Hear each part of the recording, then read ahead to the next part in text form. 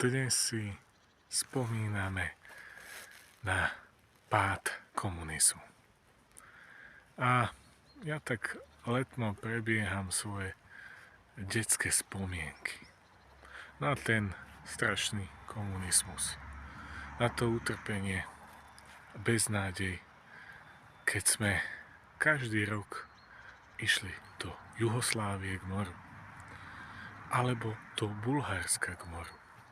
Keď sme ešte ten istý rok išli do Tatier. A keď moji rodičia, starí rodičia, išli každý rok do kúpeľov úplne bezplatne. No a keď dnes pozriem na niektorých starých ľudí, ktorí vtedy tvrdo pracovali a dnes sa hrabú v odpadkových košoch, je mi veľmi smutno.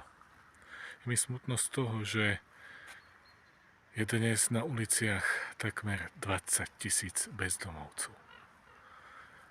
Keď ľudia nemajú ani na základné životné potreby. A keď sa to zo dňa na deň zhoršuje. Chcel by som to zachrániť aspoň tou slobodou slova.